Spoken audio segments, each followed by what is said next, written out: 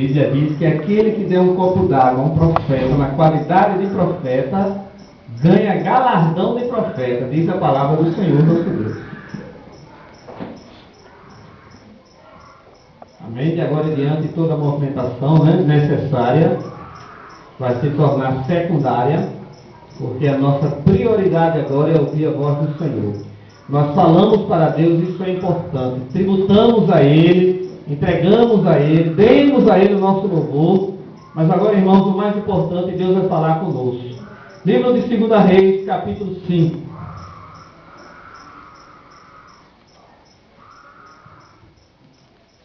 Alguns versículos apenas. A não ser que os irmãos queiram, mais uma vez, provar desse banquete, né? Ler todo o texto. Alguns versículos. 2 Reis 5, 1 em diante. E aí você não fecha a sua Bíblia. Permanece com ela aberta. Deixa também o seu coração aberto. E vamos ouvir a voz do Senhor. Diz assim a palavra do Senhor. Naamã, comandante do exército do rei da Síria, era grande homem diante do seu Senhor. E de muito conceito, porque por ele o Senhor dera vitória à Síria. Era ele herói da guerra, porém leproso. Saíram tropas da Síria e da terra de Israel, levaram cativo a menina que ficou ao serviço da mulher de Naamã. Disse ela à sua senhora: tomara o meu senhor estivesse diante do profeta que está em Samaria, ele o restauraria da sua lepra. Curva a sua cabeça. Eterno Deus, soberano Pai, estamos agora, meu Senhor, diante da Tua palavra, ó Deus. E queremos Te implorar a atuação do Teu Espírito Santo, ó Deus. Nos capacitando a pregar com ousadia, com poder, ó Deus, com eficácia, meu Senhor. Bem como também a recebê-lo, ó Pai. Deus de amor, Pai de misericórdia, que a Tua palavra nesta noite fale conosco, ó Deus. E que Tu possas, Senhor, ir diretamente a divisão de alma e espírito, ó Pai, e plantar a Tua palavra nos corações aqui sequiosos, ó Deus, sedentos por Ti, ó Pai. Assim nós te imploramos, no nome de Jesus. Amém. Poder sentar, irmãos.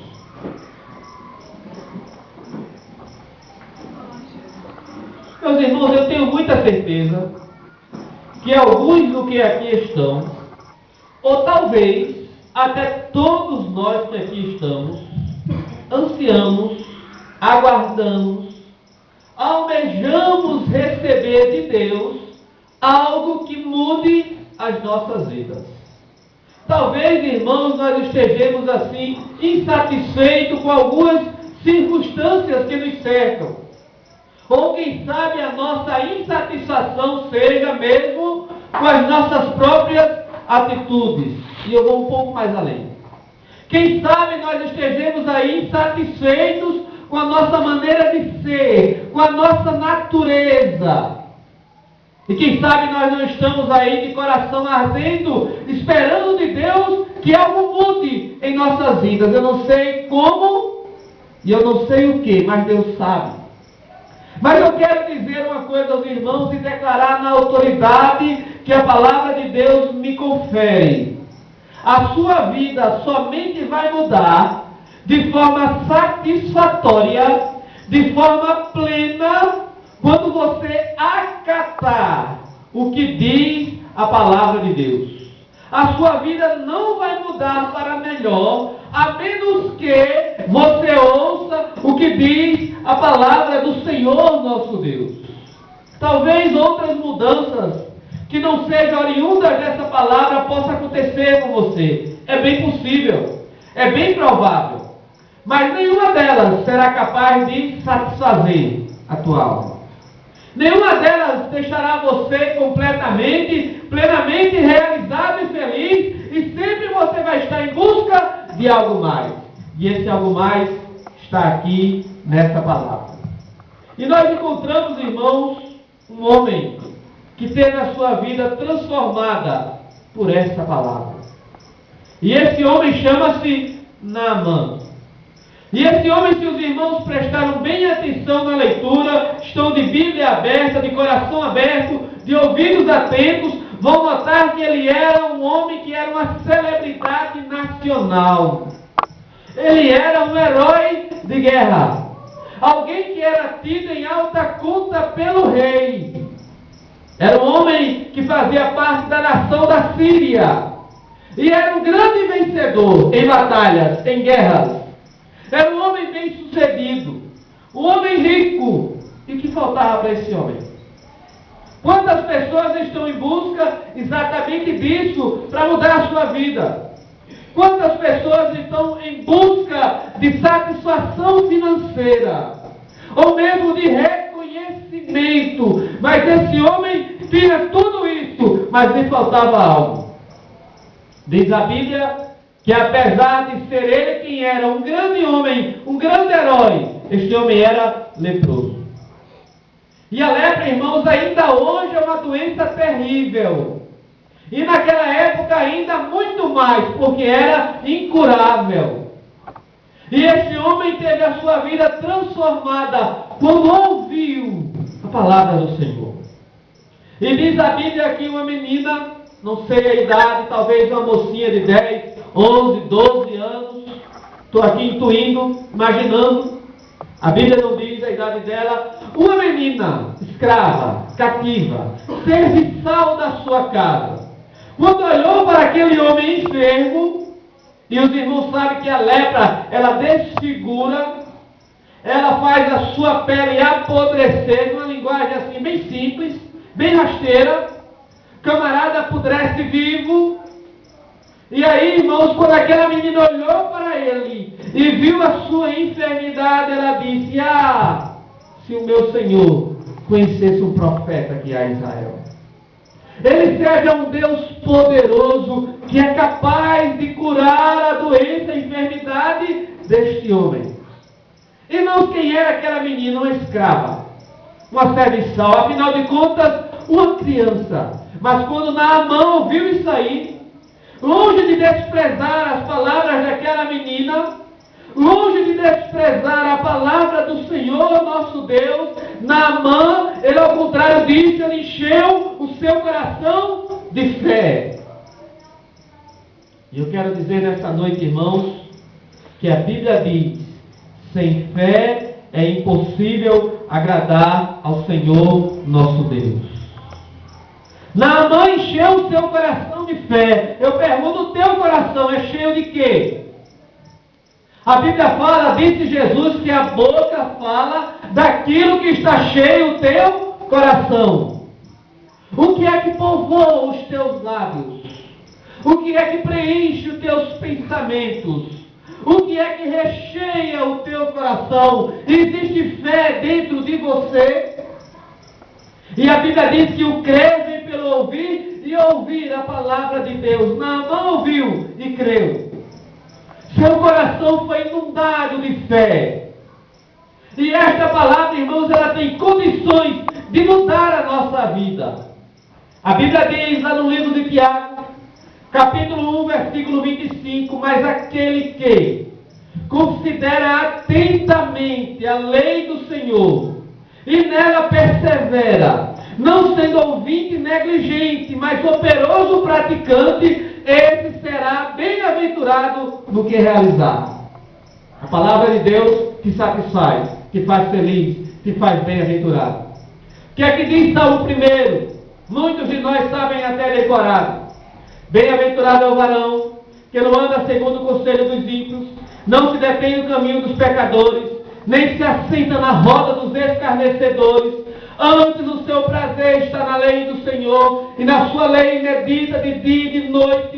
Ele é como árvore plantada junto à corrente de águas, que no devido tempo dá o seu fruto, cuja folhagem não murcha, e tudo quanto fizer prosperará. Quer uma mudança na sua vida? Ela virá através da palavra do Senhor nosso Deus. Só que tem um detalhe, irmãos. A palavra de Deus é pregada dia e noite. Em todos os lugares, pelo menos no nosso país, há assim, irmãos, uma grande abundância de pregação dessa palavra. E por que é que essa palavra não tem restaurado e mudado a vida de todos? Tem restaurado e mudado a vida de alguns. Afinal, Jesus disse que estreito e apertado é o caminho, e são poucos os que acertam por ele. Mas por que essa palavra não tem mudado, irmãos? Talvez a sua vida. E a resposta, irmãos, é simples. A vida de Naamã foi mudada, porque ele acatou essa palavra com fé. Irmãos, essa palavra se faz necessário que nós demos a ela uma resposta de fé. E aí, como eu já perguntei, como é que anda o teu coração? Você tem fé?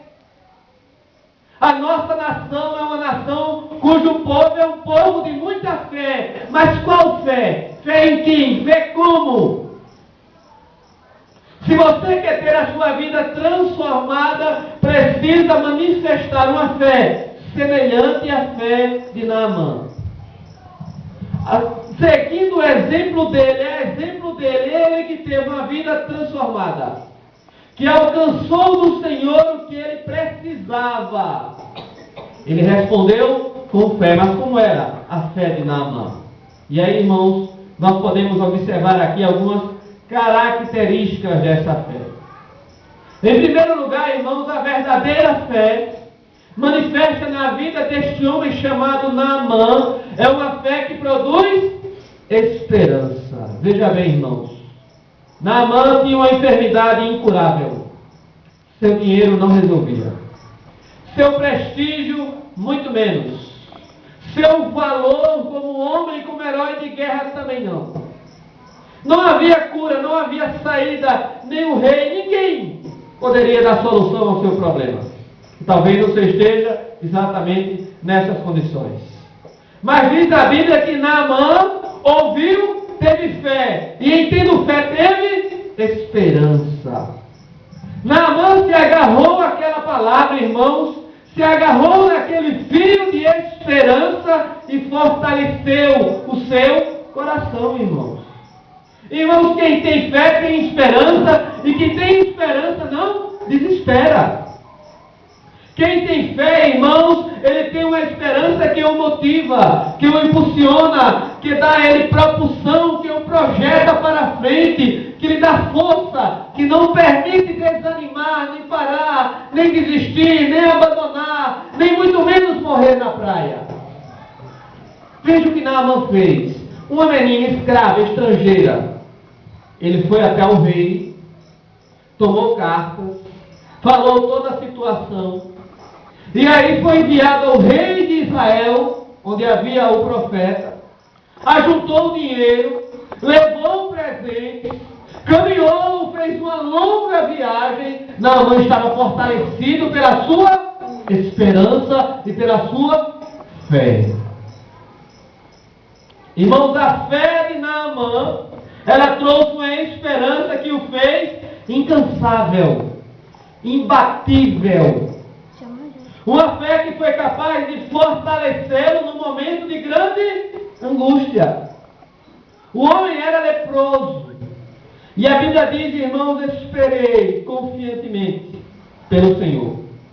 Ele se inclinou para mim e ouviu o meu clamor quando por ele clamei. A Bíblia diz, irmãos, agora pois permanecem a fé e a esperança. Não existe fé onde não há esperança. Não pode existir esperança se não há fé. Fé e esperança, irmãos, elas permanecem juntas. E alguém já diz, irmãos, que é melhor um desengano cedo, é melhor esperança tarde do que um desengano cedo. Eu quero pedir que não haja movimentações. Já entrou, fica sentado. É de pequeno que a gente aprende, né? Então veja bem, irmãos, como está o teu coração? Você tem esperança? Você tem fé? Ou talvez você esteja desesperado, desanimado, desacreditado, sem força, sem ousadia. A Bíblia diz, irmãos, que havia uma mulher que 12 anos padecia de uma enfermidade. Conte aí, 12 anos. É muito tempo. E em 12 anos essa mulher gastou tudo quanto tinha com os médicos. Ela era rica e ficou pobre. 12 anos você gastando, ela tinha com que gastar. E aquela mulher tinha um fluxo de sangue, uma hemorragia contínua. Imagine você perdendo sangue 12 anos. E naquela sociedade, ter essa enfermidade era ser considerado imundo, imunda, era excluída. Ela não podia ter convívio social. E eu fico assim imaginando a palidez daquela mulher. 12 anos perdendo sangue, estava muito anêmica. Estava para lá de anêmica. Eu fico imaginando o estado emocional daquela mulher, rejeitada não por um, mas por todos. O estado físico, certamente debilitada, fisicamente e emocionalmente, mas aquela mulher teve fé quando ouviu falar de Jesus. E em tendo fé, teve esperança, e aquela esperança, irmãos, fortaleceu aquela mulher cansada, cujo emocional estava certamente destruído, cujas forças físicas já estavam para lá de debilitadas, mas a esperança lhe deu força. E diz a Bíblia que Jesus estava no meio de uma grande multidão, empurra, aperta, todo mundo queria tocar em Jesus, e lá vai aquela mulher, e ela pensou consigo, se eu apenas tocar nas suas vestes, ficarei curada. E eu fico assim, irmãos, imaginando aquela mulher espichando a mão, quero tocar em Jesus, quero tocar, o povo lhe empurrava, lhe apertava, lhe levava para trás, e aquela mulher, irmãos, fortalecida pela sua fé, pela sua esperança, tocou em Jesus, e a sua vida foi mudada. Irmãos, como é que está o teu coração? Como é que está o teu ânimo? Se a gente perguntar, muitas pessoas elas dirão, eu tenho fé. Muito bem. E você está animado ou desanimada? Como é que você está? Tem esperança no seu coração? Você tem força de servir ao Senhor? Ou está cansado e desanimado? Sabe o que é que a Bíblia diz, irmãos? A Bíblia diz, espera pelo Senhor e tem bom ânimo. Quem espera no Senhor é animado. E fortifica-se o teu coração, espera, pois, pelo Senhor. A Bíblia diz, mas os que esperam no Senhor renovam as suas forças, sobem com asas como águias, correm e não se cansam, caminham e não se fatigam. Este é um homem, esta é uma mulher que espera no Senhor. A fé de Naamã lhe trouxe esperança. A sua fé lhe traz o quê? Mas Naamã não tinha apenas esperança. Naamã aprendeu também uma grande lição. Naamã era um homem, irmãos, acostumado com honras, aplaudido e celebrado, no meio da elite, no meio da corte, no meio do povo. Era um homem que era acostumado a mandar, porque ele era comandante do exército. Ele não era pouca coisa, não. Era um homem, irmãos, que se vestia certamente do que há de melhor. Era um homem que ele tinha condição financeira, prestígio social. Imagine você como esse homem era, como o seu ego não era inchado. Mas esse homem, ele aprendeu uma grande lição. Quando ele chega lá na casa do profeta, e ele esperava que o profeta iria sair, iria rogar ao Deus do céu, ia pegar as suas mãos, ia passar nas suas chagas e ele ficaria curado. Mas quando ele chegou na casa do profeta, o profeta não foi nem recebê-lo. E ele mandou o seu servo dizer, vai e diga a ele que se banhe 7 vezes no Rio Jordão. E o Rio Jordão, irmãos, seria algo parecido com o Rio Paraíba aí. Só para a gente ter uma ideia. Não era um rio muito limpo, não. Era um rio lamacento, raso. Tinha outro detalhe. Sabe a distância do Rio Jordão, do lugar onde ele estava? 40 quilômetros. Não era muito pertinho, não, viu? E aquele homem, quando ouviu isso aí, ficou indignado. E ele pensou assim consigo, que falta de consideração. Eu não poderia me banhar nos rios da Síria, muito melhores do que esse Jordão. Eu serei alguém tão imundo que vou me banhar na lama. saiu com seu coração inchado, indignado, cheio de si, até que o servo disse: meu senhor, se fosse algo mais difícil, o senhor não faria? E sendo tão fácil, o que custa o senhor fazer? Sabe o que Naamã aprendeu, irmãos? Que a fé gera em nós humildade. Não pode haver fé verdadeira num coração inchado de soberba. Naamã, irmãos, ele aprendeu a ser humilde. E é por isso que a Bíblia diz: humilhai-vos na presença do Senhor e Ele vos exaltará. A Bíblia diz, irmãos, Deus resiste aos soberbos, mas dá graça aos humildes. O que é humildade? Humildade é não se considerar maior e nem melhor. E Naamã se considerava assim: há rios muito melhores na minha nação. Humildade, irmãos, é desconsiderar os seus direitos para servir. Naamã achava: eu tenho direito, eu sou alto oficial, eu sou um grande comandante, eu sou um homem de grande valor, eu tenho direito de tomar banho no rio limpo. Eu tenho direito de ser considerado, de ser valorizado. Mas humildade é o quê? É abrir mão dos seus direitos. Humildade é ser tal como Jesus é, que abriu mão da sua glória e desceu e encarnou e veio servir. Isso é humildade. E aí eu pergunto para você, e tenho feito essa pergunta para mim cotidianamente: você é humilde? De verdade? É interessante, irmão, não pode haver aqui uma contradição. Se eu pergunto assim: você tem fé? Tenho certeza que a resposta vai ser positiva. Mas quando eu pergunto: você tem humildade? Não tem assim contradição, não pode existir. Quem tem fé é humilde. Quando nós, irmãos, não somos humildes, perdemos as bênçãos do Senhor nosso Deus.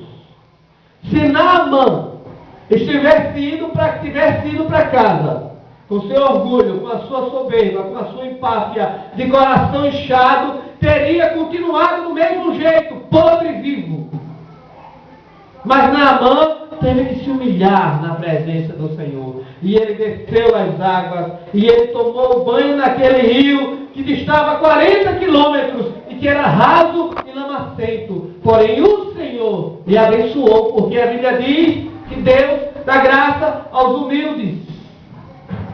Você tem recebido graça do Senhor? Você tem manifestado a natureza humilde? Essa é uma resposta da qual somente você é o dono, da qual somente você é capaz de responder. Mas Naamã, irmão, tinha ainda outra coisa. Naamã tinha uma fé, e essa fé lhe levava a ter obediência. Naamã obedeceu, irmãos. Se Naamã não tivesse fé, não teria obedecido. Naamã ia dizer: acaso eu vou tomar banho na lama e vou ficar bom? Não acredito nisso de jeito nenhum. Quem não tem fé, desobedece. Quem tem fé, obedece. Quer ver um exemplo mais fácil? Quando você está doente e vai ao médico e que ele lhe receita um remédio caro e que você precisa daquele remédio, se você não acreditasse no médico, você não compraria e não tomaria. Mas porque você acredita naquele homem, você gasta o seu dinheiro, toma nas horas que ele prescreveu certinho, porque você creu. Quem crê, obedece.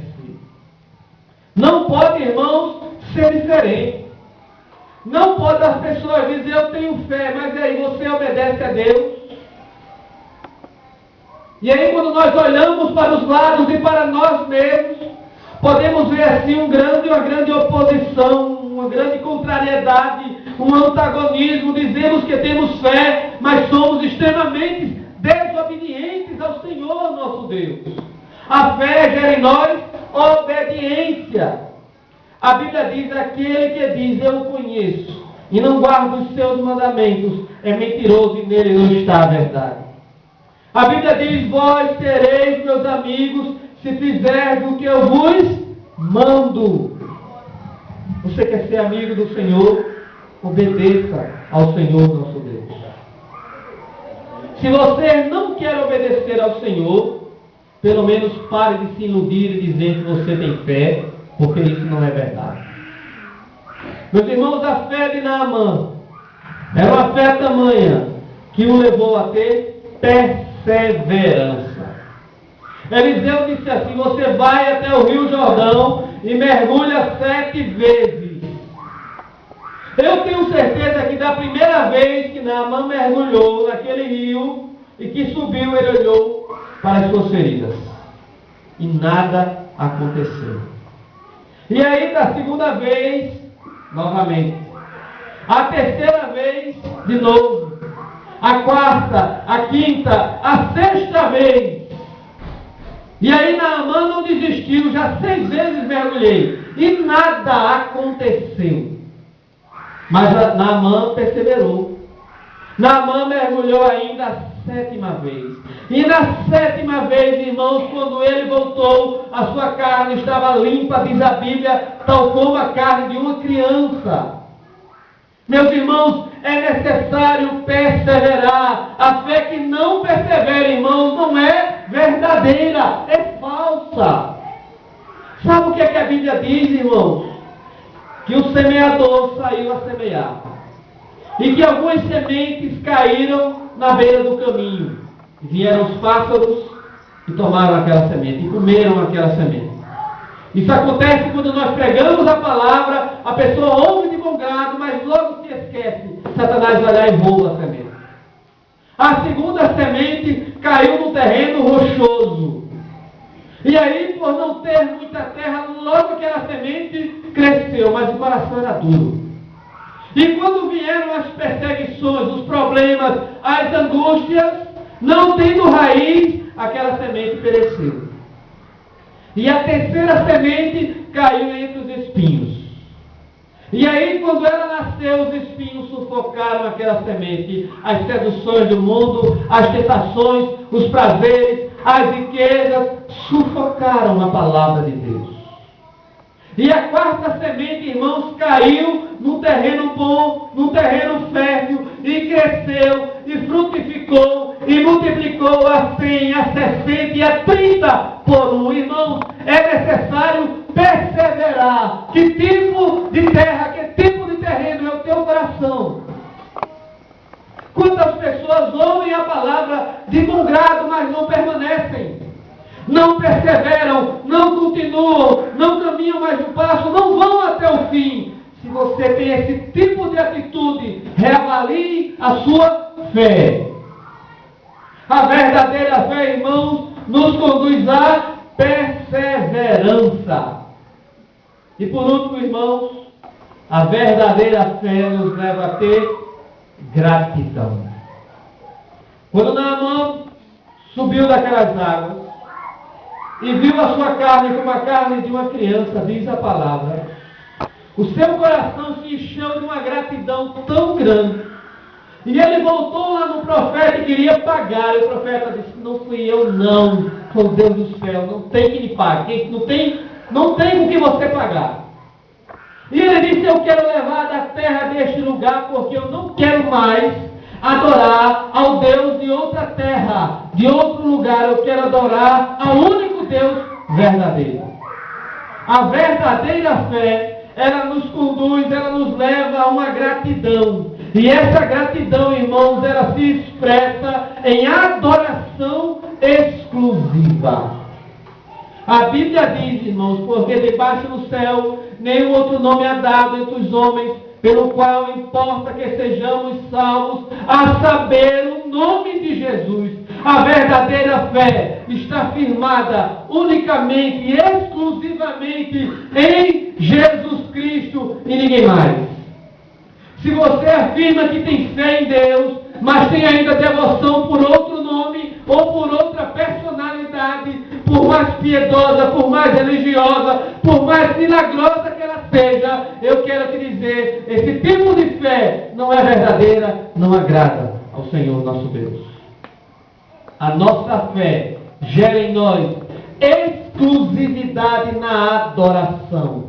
Somente o Senhor Jesus e ninguém mais é digno de toda a adoração. Esta é, irmãos, a verdadeira fé. E nesta noite eu quero lhe dizer que Naamã foi curado de lepra. Mas ele também foi curado de um mal ainda muito pior. Nós, irmãos, não temos lepra, graças a Deus, assim imagino. Hoje é a hanseníase. Mas nós temos, irmãos, outro mal, outra chaga, que não é na carne, que não é na pele, mas é na alma. E é muito pior, irmãos. O Senhor nosso Deus quer curar o nosso pecado. O Senhor nosso Deus quer curar a chaga da tua alma. O Senhor nosso Deus, Ele quer te purificar, não apenas por fora, mas sobretudo por dentro. Ele quer perdoar os teus pecados. E se você ouviu essa palavra, se você depositou fé, creu de verdade, a ponto de obedecer, a ponto de se humilhar, a ponto de ter esperança, a ponto de ter gratidão exclusiva a Deus. Enquanto a irmã Cristina estiver cantando, eu quero convidar você a dar um passo de fé. Eu quero convidar você nesta noite a se humilhar. Talvez você seja uma pessoa extremamente tímida. Talvez esteja vendo dentro do seu coração uma grande guerra espiritual agora. E agora, ser ou não ser. Mas se você deseja ser curado do teu pecado, se você deseja servir exclusivamente a esse Deus, enquanto a irmã Cristina estiver louvando ao Senhor, venha até aqui à frente, eu quero estar orando por você. Irmã Cristina.